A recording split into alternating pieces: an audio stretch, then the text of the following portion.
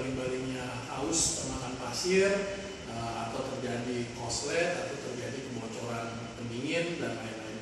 Sehingga air yang digerakkan hanya menggunakan tekanan udara dari pompa udara. Material yang kita butuhkan, pipa 3 in, oke.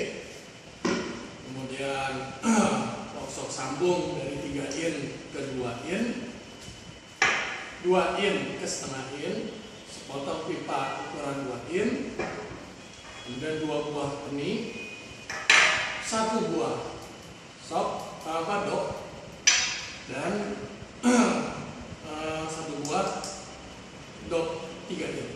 Oke, cara kerjanya mudah. Pembuatannya, pipa kita potong kurang lebih ukuran 40 cm.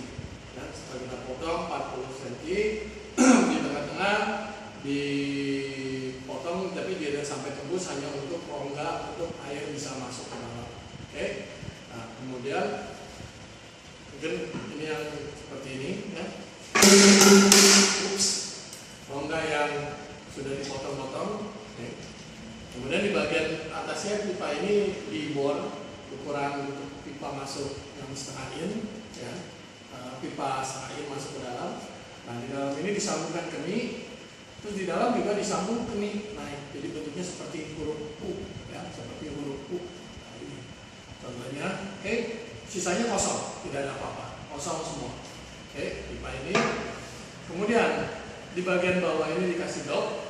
Tujuan dok ini nantinya diisi batu sampai selevel ini, sehingga unit ini bisa menjadi berat dan tetap di dalam air.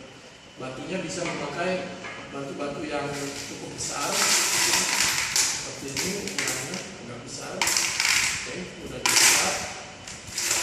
Tujuannya supaya dia menjadi berat seperti ini. Kemudian air masuk melalui rongga-rongga ini, ditutup dengan pipa sok sambung 3 in ke 2 in. Tujuannya adalah mengecilkan ruangan, tapi dia tetap terendam air. Ya. Pipa yang setengah in ini, yang dari punya ini dibuat sampai agak naik, kemudian disambung dengan pipa 2 in. Tujuannya air terendam sampai dengan level di sini. Bahkan sebenarnya bukan sampai level di sini saja, air terendam, ya, terendam penuh sekitar 1,5 meter kedalaman. Air itu akan masuk di dalam dan air akan mengalir dari rongga dan naik ke atas. Setelah ditutup, ini atasnya kita tutup dok, tapi doknya dibuat dulu kecil sehingga bisa memberikan tekanan, jadi udara itu menyembur. Ya, tutup, masukkan. Oke, pipa udaranya di tengah-tengah, dia menyembur. Ini air semua terendam. Di atasnya ini tinggal disambungkan pipa penyalurannya. Penyalurannya, lubang yang pipa keni ini disambungkan ke selang untuk pompa udara, sehingga udara yang masuk, air yang ada di dalam terdorong oleh udaranya naik, lalu air masuk, udara masuk, sehingga terjadilah pergerakan, air bisa naik ke atas hanya dengan menggunakan pompa udara. Nah, pompa udara cara kerjanya hanya menggunakan karet diafram yang dia memompa, atau bisa dengan pompa udara yang lain. Ketika udara dia mendorong air, tidak ada pergesekan, tidak ada baling-baling yang haus, tidak ada magnet yang haus, tidak ada kumparan air listrik yang haus, juga tidak ada oli ataupun cairan pendingin untuk mesin pompa yang biasanya dijual dalam pompa baling-baling. Kemudian kita mencoba dengan unit seperti ini, dengan pompa udara 30 watt saja yang mengalirkan 30 liter per menit.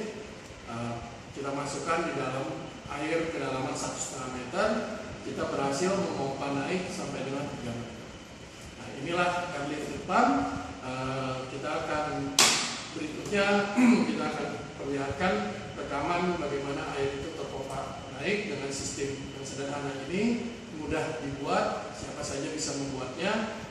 Kemudian kita juga berencana untuk kedepannya kita akan membuat satu lagi rangkaian yang memberikan airlifted juga, tetapi dengan tekanan yang lebih besar, bukan dari pompa tapi dari penyimpanan tabung tekanan. Nah, itu kita sebutnya geyser pump. Nah, mungkin itu berikutnya. Tapi untuk saat ini silakan mencoba cara membuat air lifted pump untuk kebutuhan hidroponik, kebutuhan penampungan air, ataupun kebutuhan kolam ikan Anda yang murah meriah dan mudah dibuat. Terima kasih.